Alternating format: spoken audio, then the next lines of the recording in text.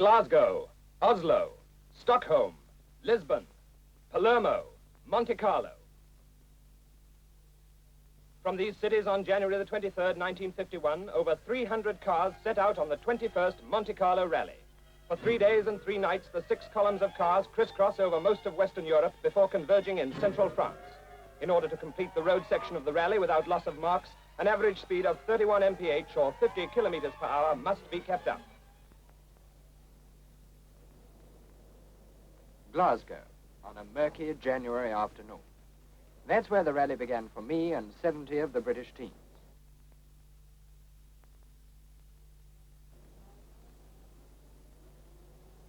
Here's Reggie Tongue, a Brooklands veteran with his Jaguar.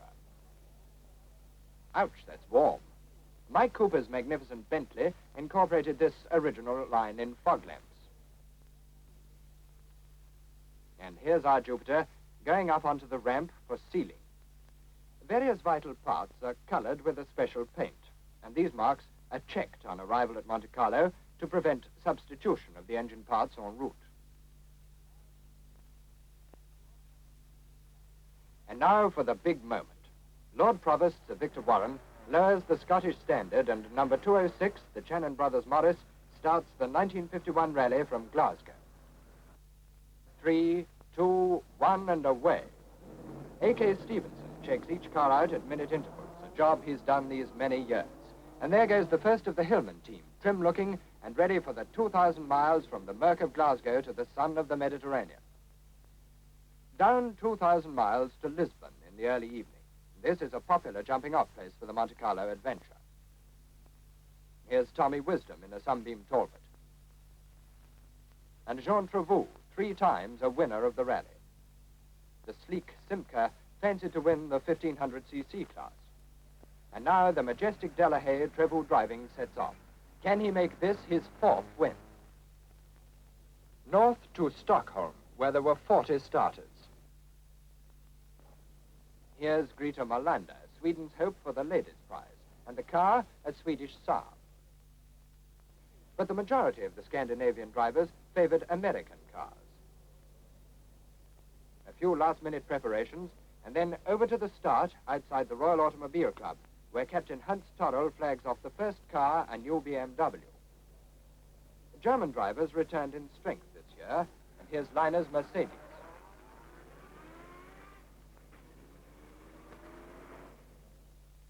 Over to Oslo, and the start of the rally's smallest contingent, 8 Norwegian, Swedish, and Danish competitors. Yes, snow already, and there's 400 miles more of it until they reach Helsingborg to cross over to Denmark.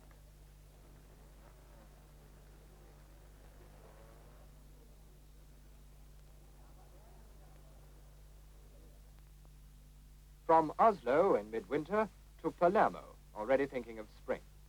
The Italians are not yet enthusiastic rally drivers. They prefer the cut and thrust of the road and track racing game. However, although only 20 cars started from the Teatro Garibaldi, there was a large turnout of enthusiastic spectators.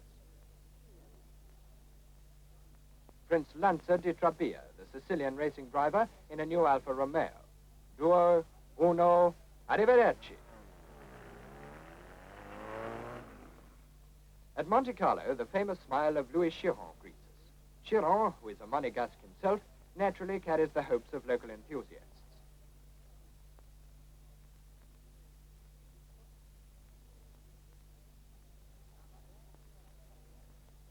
Away from a damp Monte Carlo.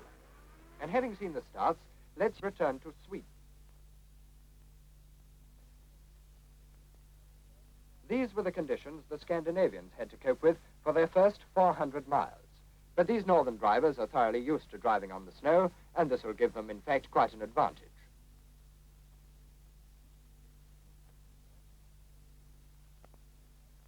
At Helsingborg, Norwegian and Swedish competitors meet up for the short sea crossing to Denmark. At ferry crossings, a time allowance is made. Here it was an hour and a half. Well, fortunately, the straits weren't frozen. Otherwise, that allowance might easily have been exceeded.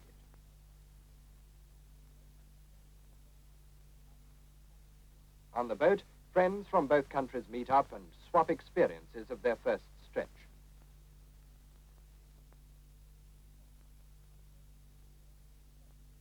Freezing cold didn't prevent Danish enthusiasts from welcoming the drivers and speeding them on their way to their next control point at Copenhagen.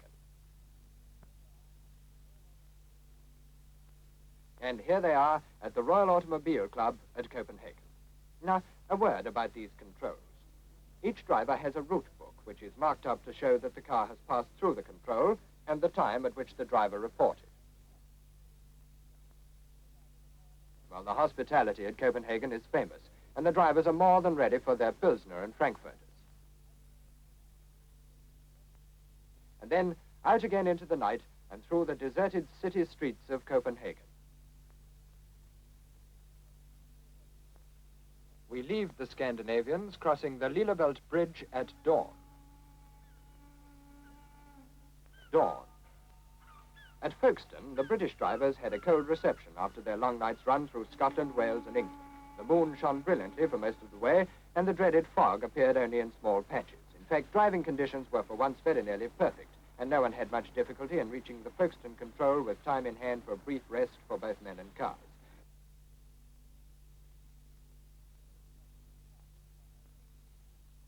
And here's Philip Fotheringham Parker, the well-known racing driver.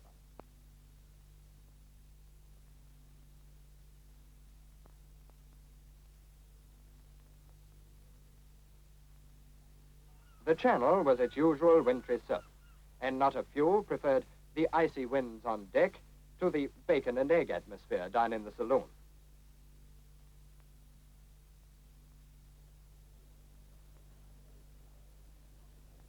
Some of us made the most of a very ample breakfast. Others didn't. Padborg, on the Danish-German frontier. Here, the Scandinavians checked in for passport and customs. It's an important part of the rally's regulations that drivers must go through all normal frontier formalities. In point of fact, officials smoothed the way all along the route. And come to think of it, the rally gives a splendid example of international cooperation on a pretty vast scale. And for them, it's next stop Hamburg.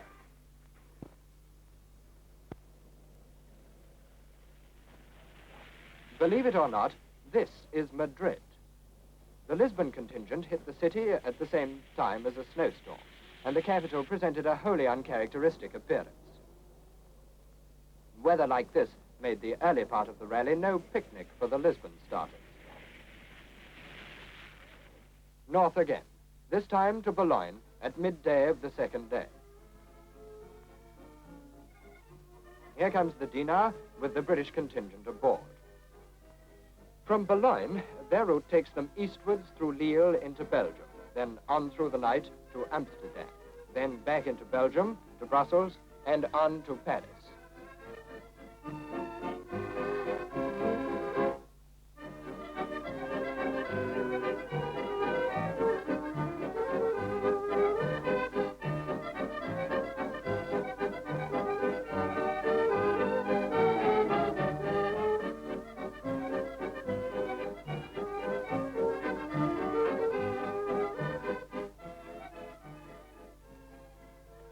The long wait on the cold quayside while cars were unloaded, triptychs checked, and money changed was enlivened by a surprise brandy issue which came on the house. Thank you, monsieur. And leaving now is Captain Minchin of London's Metropolitan Police Force with his crew of flying squad drivers. And there goes our Jupiter on the way to our first French control at Lille. Over now to Germany and the arrival at Hamburg of the Oslo and Stockholm drivers. In the suburbs, the first cars are picked up by mobile police and escorted through the city streets to the control point.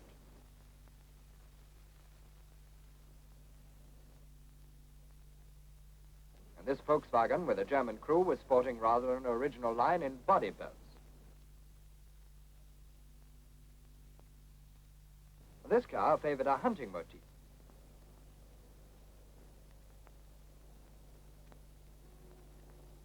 There's Mrs. Molander still with us.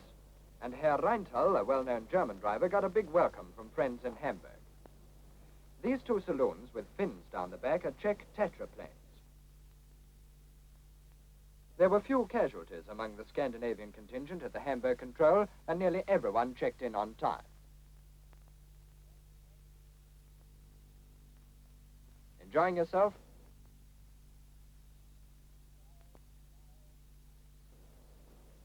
Drei, zwei, eins, and they're off again from Hamburg.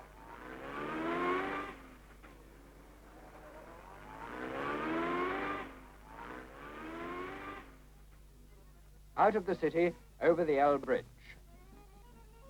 And then westward along the wide open Autobahn towards Hengelo.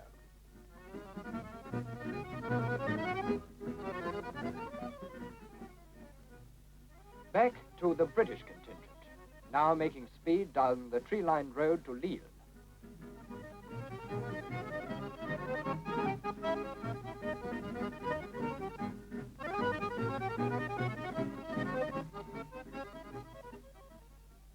Several of the British drivers found themselves with time on their hands outside Lille. As they could not check in at the control ahead of time without incurring a penalty, they lay up outside the town and gave themselves and their cars a much-needed rest.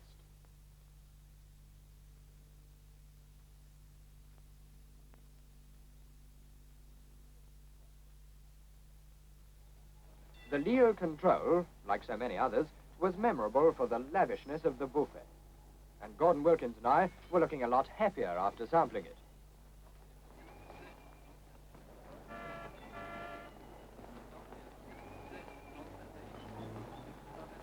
Left, right, left, right, left, right, halt! Reggie Tongue returns from a foraging expedition and reports to the skipper. And the best of luck to you, Peter Wall. Brussels, after an all-night run through the Netherlands. Well ahead of schedule, Greta Molander and friends enjoy the Automobile Club's hospitality. Back again into the cold night air as the first Scandinavians check out from Brussels. Car number 1 was showing signs of wear and tear. And so, on into the night, searching out the main road that leads back to France.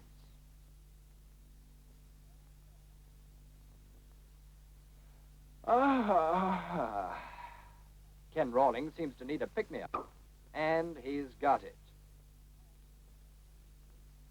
Reims, in the heart of the Champagne country, provided a welcome glass for tired drivers. Taking off now are members of the Monte Carlo contingent.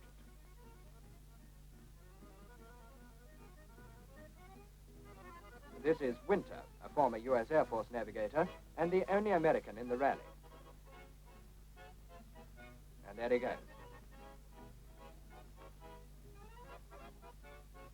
Long, straight roads, quiet villages, and some really rapid motoring on the next leg to Paris.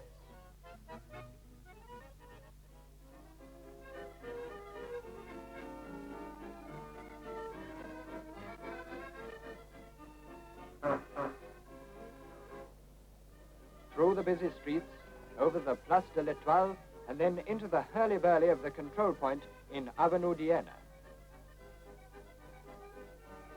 Here comes Van Doorn driving a good-looking pre-war BMW.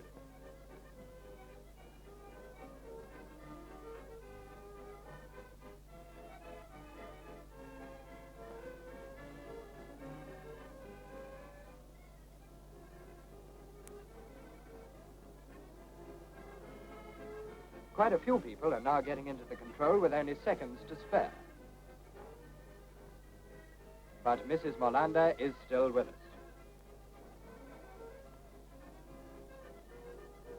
The Automobile Club de l'Île-de-France supplied each car with a well-filled hamper to help the drivers on their way to the south.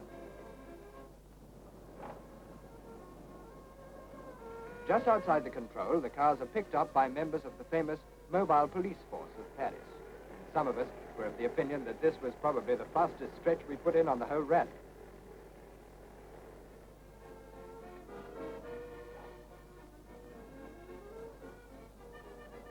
A traffic light hold up by Notre Dame. then on speed cars and escort towards the Porte d'Italie and the Route Nationale numéro 7 to Bourges.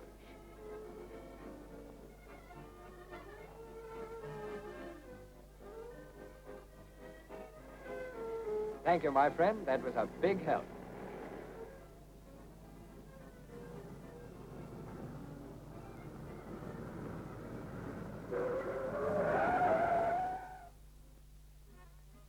Every policeman along our route was alerted, and traffic control was superb. Here at Montargis, 70-odd miles south of Paris, speeding was definitely encouraged. Allez, allez, vite!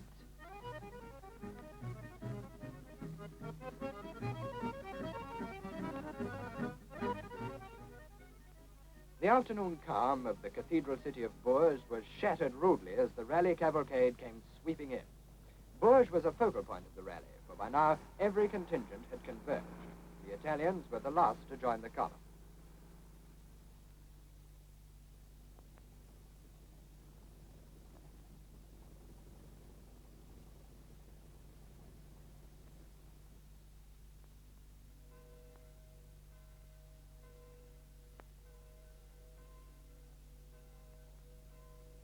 As usual, the arrival of Louis Chiron brought a cheer and a flurry of activity among the photographers. A quick shave for Duchess Gatsonides and a smile from these two charming rallyists.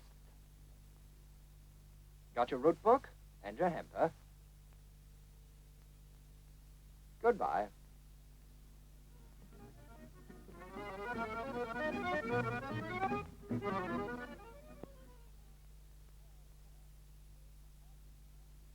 A few hours more, and we're in the heart of the Massif Central at Clermont-Ferrand.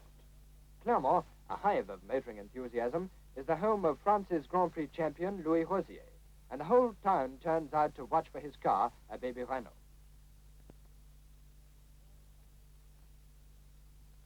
And here it comes.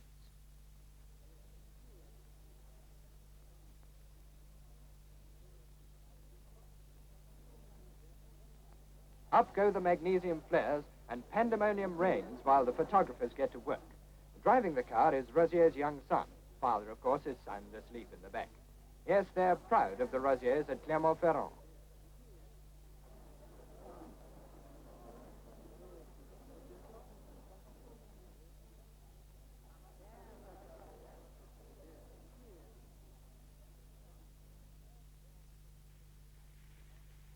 The third dawn of the rally finds the early cars entering Castellane in the heart of the Maritime Alps. Rain in the Rhone Valley changed to snow in the mountains. The sting of the Monte Carlo rally is always in the turn.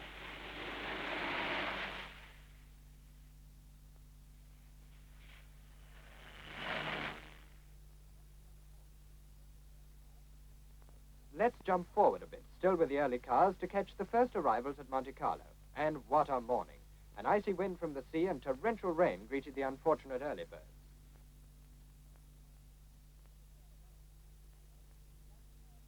Immediately on arrival at Monte Carlo, the dog-tired drivers find themselves confronted with a test which would be difficult enough at the best of times, the braking and acceleration test. It's foot hard down to a line 150 meters ahead. Slide front wheels over the line, reverse, then flat out to the finishing line 50 meters away.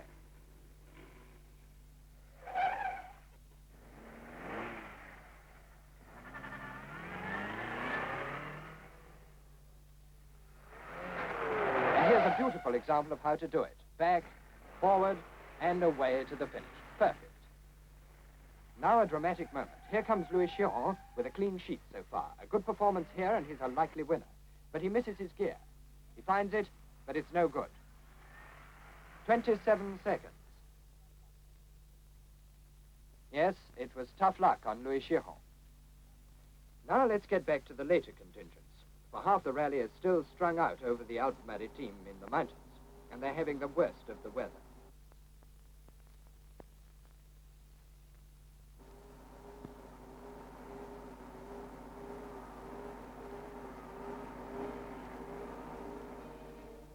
The casualties begin to appear, off the road, fortunately. Otherwise, the whole rally would be held up on what has now become a narrow single track.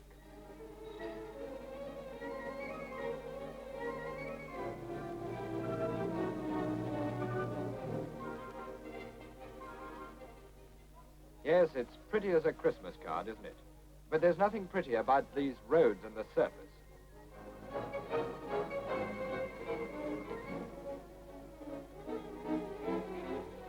This snowplow has just been in action clearing a passage through the worst drifts. And now the cars come shooting into the square at Castellan like corks from a bottle.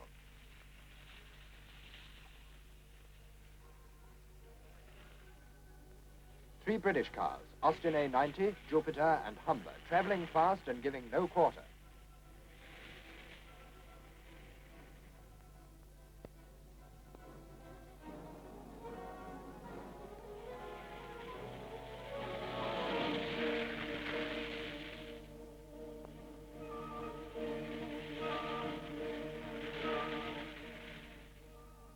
And here comes Adams Daimler, Waring's Jaguar and our Jupiter.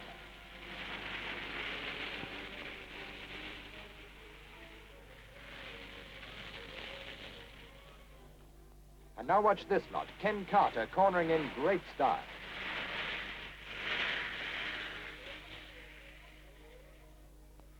And this Simca isn't wasting any time either.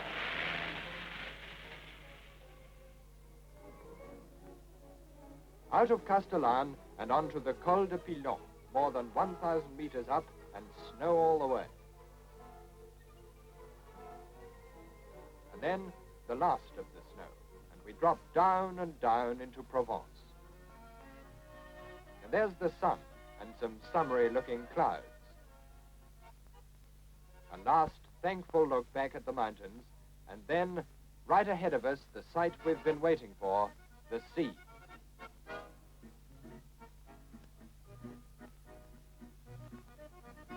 And now each corner brings a lovelier view, and soon through the trees, we catch our first glimpse of grass. A friendly welcome from the perfume capital of France, and then onwards and downwards past mimosa and olive groves.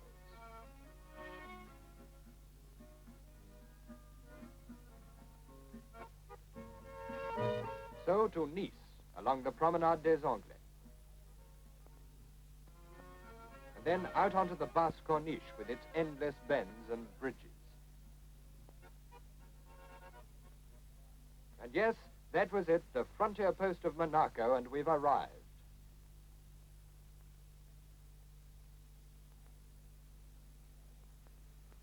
And now for that braking and acceleration test.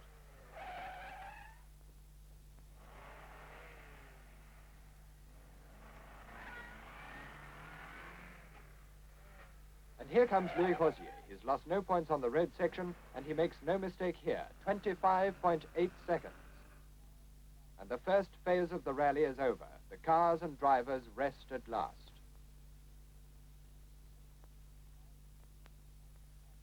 Next morning, the cars which have spent the night in a guarded car park are inspected. The seals are checked and points are deducted for mechanical defects. This Kaiser collected a snow-heavy telegraph pole. Yes, there were plenty of dents. After a 24 hours rest, the leading 50 cars fight out the final battle of the rally, a speed and regularity test over the Monte Carlo Grand Prix circuit. This course of 3 kilometers, 180 meters through the city streets is a severe test indeed. Louis Rosier was, of course, among the chosen 50, and on the line beside him is Reggie Tung's Mark V Jaguar.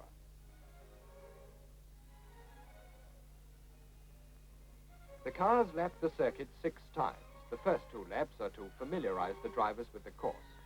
The idea then is to complete the remaining 4 laps as fast as possible, but at the same time, trying to average identical speeds on each lap. It's a nicely balanced test. Racing ace Rosier shows what can be done with a baby car, but that Renault is quite a baby. Perfect cornering on the tight bends on the way down to the station, and from up here, you can see how fierce those bends really are. Rosier crosses the line to score a win in his class. Meanwhile, Count Monte Real from Portugal has got his Ford hard on the tail of the battered Kaiser, and he's continually checked on the bends. He claimed a rerun and eventually finished second in the general classification.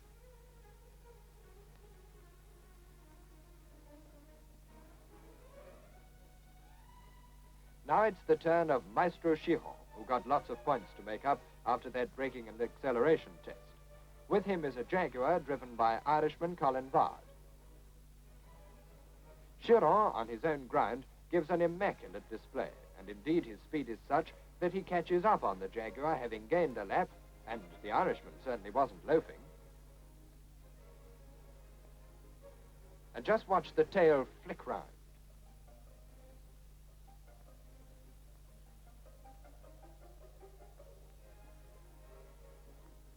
Now down onto the seafront, and there's only yards between the two cars. And that Delahaye is really moving.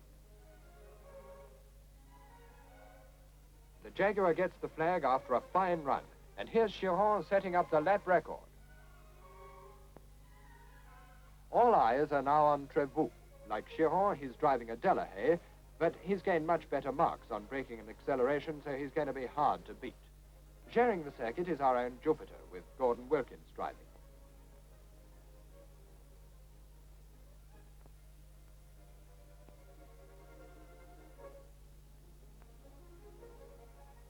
It's those bends down by the station that really show up the skill.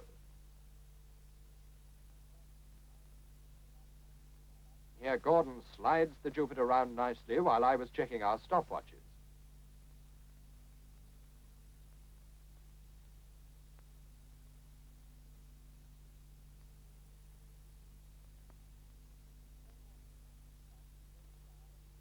Trevoux flashes past in great style, and he's won for the 4th time. Gordon and I made 10th place, and here now are a few of the thrills and really choice bits of driving of that memorable day.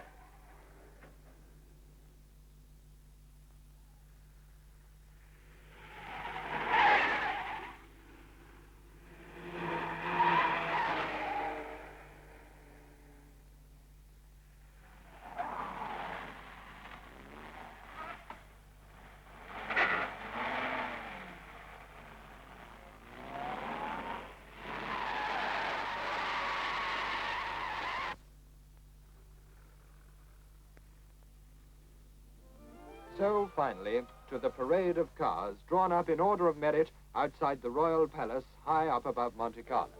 His Royal Highness Prince Rainier, patron of the rally and a keen motorist himself, comes to present the awards.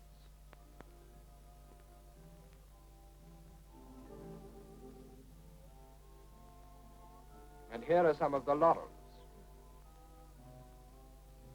Once again, it's first prize to Jean Trevoux, the outright winner of the rally for the 4th time.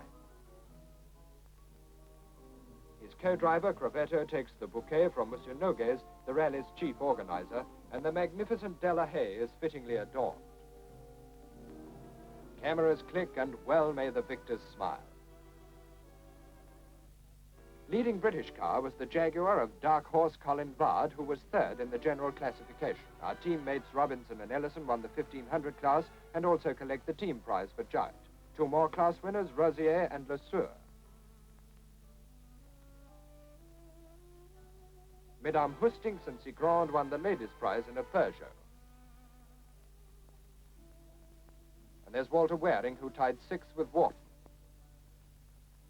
Mike Cooper's well-equipped and graceful Bentley scored an outright win in the Concours de Confort. Our Jupiter, 10th and 2nd in its class, and more comfort awards for Hillmans. A well-earned bouquet for Mrs. Molander. And that was how it all ended. The not-so-easy 1951 Monte Carlo Rally.